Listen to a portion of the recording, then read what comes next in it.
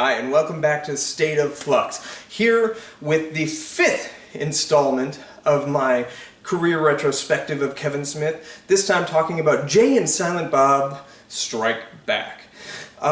This one's an interesting one for me and holds a special place in my heart, as this was my first Kevin Smith movie that I saw in the theater. Previous to this, I'd only rented his first 4 films on VHS back in the day. And I did so based on the recommendation of one of my cousins. Shout out to Bob out there if you're watching. He introduced me to these movies, some of which I'd heard of from watching Siskel and Ebert and their powerful review, very positive review of Chasing Amy, stuck in my memory. And I watched Clerks, Mallrats, Chasing Amy, and Dogma essentially back-to-back in late July of 2001. And this movie came out in August of 2001.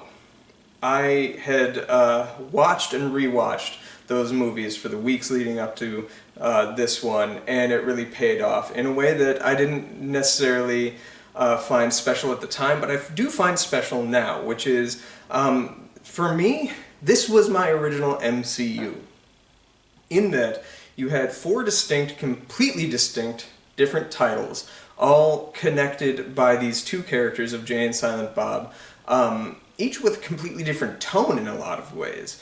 And this movie was the culmination of all of Smith's cinematic efforts to that point, like a little thank you and a high five to the whole audience that had supported him to that point. It kind of was unique in that we hadn't really had something quite like that before. Now it's standard practice. Everybody's trying to develop their own cinematic universe. This one just kind of did it with these 2 stoner characters from New Jersey. My feelings on the movie at the time, I had just watched Chasing Amy and Dogma and was watching those 2 movies on repeat when I walked into the theater to see this, and those movies hit me deeply and I loved so much, even right from the moment of watching them, that I was a touch disappointed walking out of the theater with this one, in that it didn't have any strong thematic material to play with. It was just one big 90-minute Easter egg, essentially. Like a who's who of the Askewniverse. I thought it was cool back then. I think it's much cooler now. Upon rewatching it this week, I found that the humor really played better for me this time. There's some stuff that I didn't really like then and don't really play well now, especially like the constant homophobic jokes. Well, they are somewhat funny. They are old hat at this point, and I wish they had kind of been retired. Some of them play well, as I say, but most of them do not. But to the movie itself, Jay and Silent Bob Strike Back finds your titular characters, Jay and Silent Bob, outside of the quick stop in color for the first time since Chasing Amy, but really for the first time. And they find out from Brody, our hero from Mallrats, that a movie is being made about their characters from Holden and Banky's Chasing Amy comic book, Blunt Man and Chronic. There's a live-action Blunt Man and Chronic movie to capitalize on the success of X-Men. So they decide to go to Hollywood to stop that movie from being made because they don't want their likeness tarnished. And along the way, they meet a bunch of different people who contribute all towards this grand finale.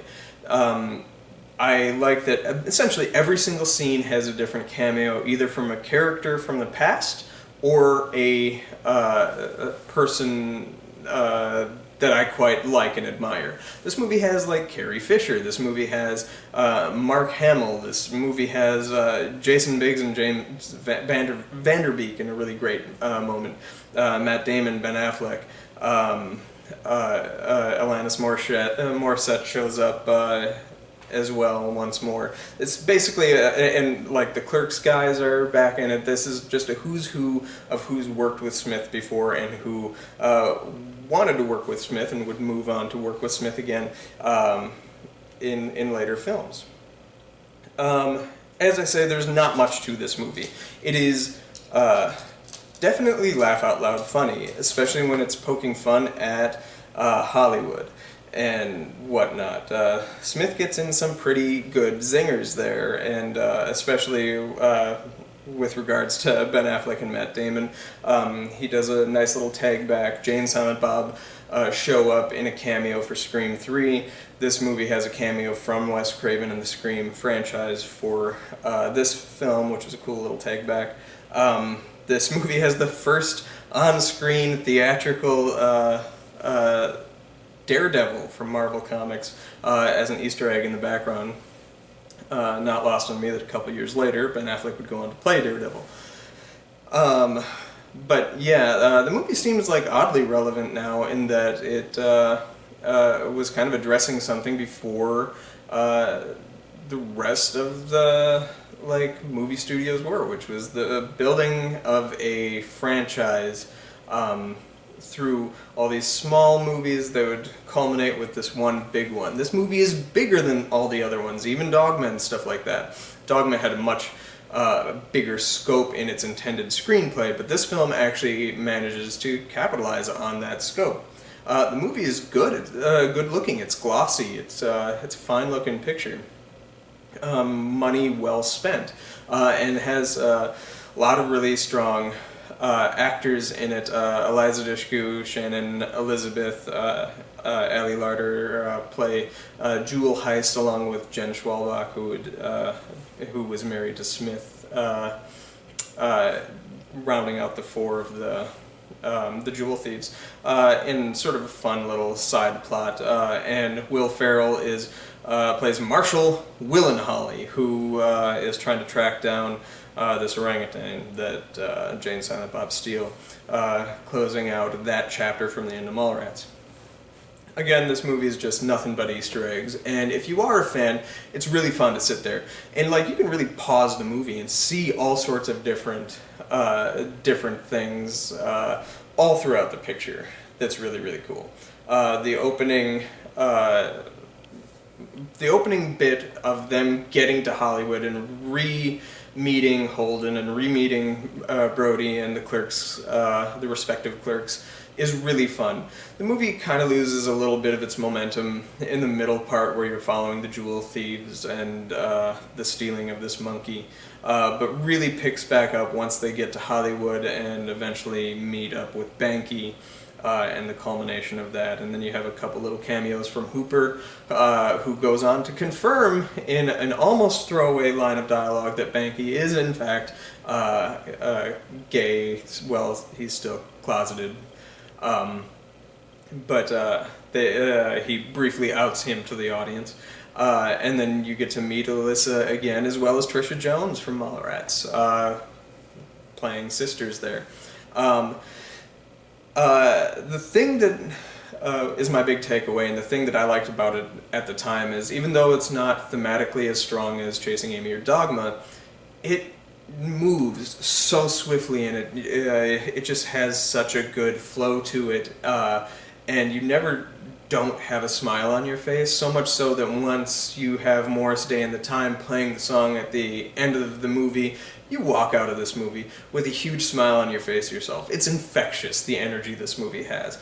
And that's what I liked about it at the time. I think now it is really important with how his movies were going. This was the culmination of an entire body of work, and his basically closing the door on doing the indie. He was going to move on to bigger and better things, not tied down to his stoner characters and his clerk's origin. He sort of made a promise with this movie that story was going to be done for now. Jay and Silent Bob left the building is the final line you see in this movie, before God closes the book and then dances off. And his career was going to go in a different trajectory. that ultimately didn't happen, and we will address that in the coming weeks, which is a shame. And this movie didn't hit as well as I think expectations were at the time. I remember there was being a lot of buzz going into this, and its opening weekend, I think it made 11 million, which was a pretty big disappointment, even coming off of Dogma.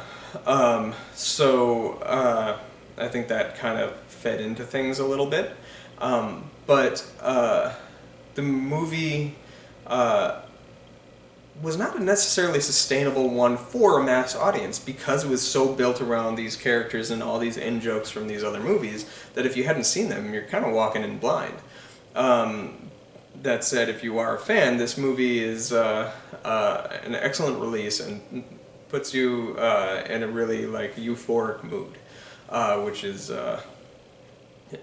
good. Jay and Silent Bob leaves you on a high, and that's fun. I was really looking forward to what Smith's serious career as a director was going to be, moving away from this movie and those characters. And we kind of got it with his next movie, but there was a whole lot of hoopla to go with that, which I will discuss in next week's video. That said, I think this movie is a good movie. It's a very, very strong 3 stars. I could give it 3.5, but I don't think it quite earns it. It does lose its momentum in the middle, but it has so many laugh-out-loud funny jokes, and especially in the first and last acts, and even in the middle with the jewel heists. There's an excellent setup for an overly elaborate fart joke. There's a great cameo from Seann William Scott, which I really appreciated. And the lightsaber fight between Kevin Smith, Jason Mewes, and Mark Hamill or blunt saber fight, is spectacular. And I thought it was actually better than the fight that we would get a short 8 or 10 months later in Attack of the Clones. So yeah, this was a fun movie and a good culmination of what he had done to this point. This one is truly for the fans. Yeah, up next will be my deep dive into Jersey Girl, one of his more polarizing films. And then we're going to be moving into the middle part of his career, where he kind of loses his momentum, starting with Jersey Girl as a filmmaker, and it's kind of a shame. But we will discuss those movies in the coming weeks. For now, he has a really strong 5-movie set in Clerks, Mallrats, Chasing Amy, Dogma, and Jay and Silent Bob Strike Back. Let me know what you thought about this film in the comments below. Did you see this movie before you saw his other ones? I know a couple people who had, and I want to know how they experienced it, because I don't understand how you could even understand the movie without having seen at least Chasing Amy. This movie is kind of predicated on having seen Chasing Amy. But anyway, let me know down in the comments below, subscribe, all that good stuff, and thanks for watching.